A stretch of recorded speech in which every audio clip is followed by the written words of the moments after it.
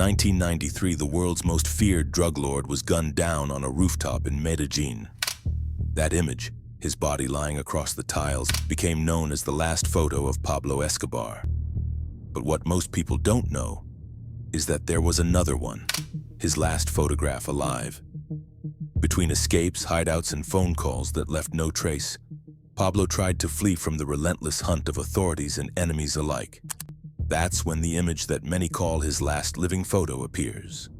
An aged Escobar with a beard, longer hair, almost unrecognizable. But what would make him take that photo in his final days?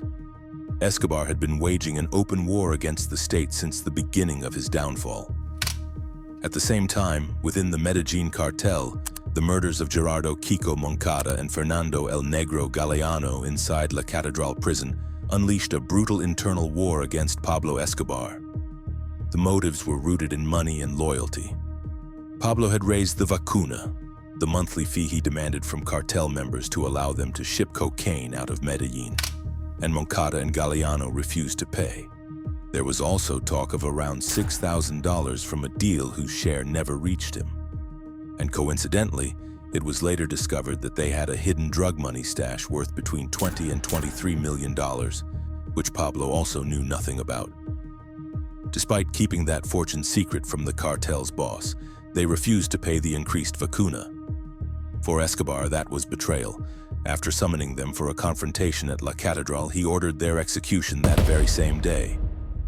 It's even said that Pablo did the same to the relatives of Moncada and Galeano, something no one was willing to forgive anymore. Out of that anger and resentment, the group Los Pepes was born, Perseguidos por Pablo Escobar. They were former associates, paramilitaries, and rival traffickers who no longer supported his role in the cartel and swore to hunt him down until he fell. They burned properties, threatened front men, and offered bounties that added to those already set by the state. From that moment on, Escobar was fighting on two fronts, the state and Los Pepes. The murders of his associates not only turned him against his former allies, but also set off alarms within the government, which confirmed that executions were taking place inside La Catedral, while Escobar still controlled everything from within. Once the killings were verified, authorities immediately ordered his transfer to a regular prison.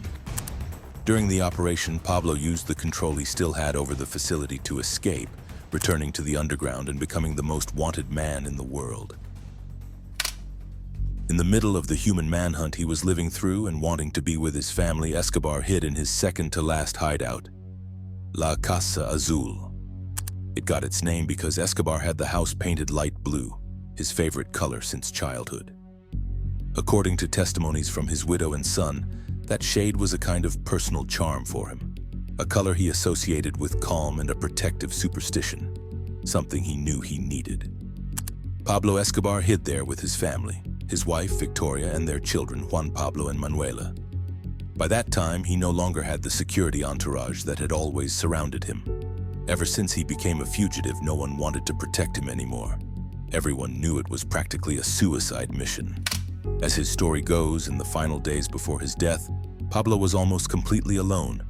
The only bodyguard who stayed with him in that hideout was El Angelito. La Casa Azul was the Escobar family's search for one last home. It was a secluded house, hidden behind two gates, and when you arrived, you were greeted by a German shepherd roaming freely and a white goose that served as an alarm. It's said that El Angelito used to joke, the patron's last bodyguard was a farm animal. By that time, Pablo already knew his life was practically lost, and he had no choice but to leave La Casa Azul to protect his family. They say that when he said goodbye, it was the only time his family ever saw him cry. His family left for Bogota, and Pablo went into hiding in his final hideout. Escobar chose a modest house in the Los Olivos neighborhood of Medellin. By then, his health had deteriorated significantly. He suffered from chronic gastritis and slept very little.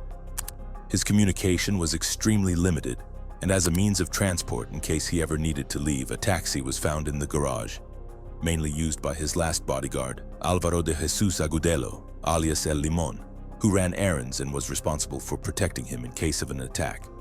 Inside the house, they also found Pablo's favorite meal, fried plantain slices that had been prepared the day before for his birthday. That day, during a small toast, one of the glasses broke, and El Limon, who was very superstitious, said, "Something bad is going to happen, patron." On December 2nd, a phone call with his son, which lasted longer than it should have as he guided him on how to leave the country, allowed authorities to trace Pablo's location. The search block, together with Los Pepes, arrived, sealed off the perimeter, and the story ended as we know it. The first to fall was El Limon, and Pablo tried to escape through a window that led to a rooftop. There, among the tiles, he was gunned down. That was the end of Pablo Escobar, taken down in the Los Olivos neighborhood of Medellin. That photo, his body lying across the tiles, became the most famous of all, the last photo of Pablo Escobar. But only a few people know about the last photo of Escobar alive. Over time, things hidden in Pablo's safe houses began to surface. Among them, a strange passport-style photo where the drug lord looked strikingly different from how he was ever known. We can see that he looks completely different from the Pablo Escobar everyone knew. A long beard replacing the iconic mustache, hair that had grown wild over many days, and a pair of glasses that might have been added later to disguise himself even more for the photo. But the question is why? What reason did Pablo have to take this photograph? It's almost certain the photo was taken in his final days because his appearance is identical to how he looked when he was gunned down. The most accepted theory is that it was taken for a fake passport. We all know that Pablo's last wish was for his family to leave the country, which gives this theory even more weight. It's possible he had this photograph taken in his final days to obtain a fake passport and leave Colombia through a nearby border, planning to reunite with his family afterward. Something very common among drug traffickers in the 80s and 90s. In an era without biometrics or digital databases, all it took was a different photo and an invented name to cross a border. Could it have worked? Maybe. His face had changed enough to go unnoticed at a secondary border crossing with the right documents and a couple of bribes. But we also have to be realistic. By 1993, his face had already become a global symbol. Alerts were active in every airport on the planet, so I don't think that escape would have worked. In my opinion, the photo is real, just like his intentions. Pablo was driven by the desire to reunite with his family, and this was his last option to escape. But his plans didn't go as he expected. Thank you for watching until the end of this video. Don't forget to follow the channel and leave a like. It really means a lot to me. Also, if you enjoy vintage photographs of the underworld and would like to have one in your home, I invite you to visit our website. There you'll find more than 150 hand-picked photographs personally selected by me. With every purchase, you're also helping me keep making videos like this one, something I truly appreciate. See you in the next video.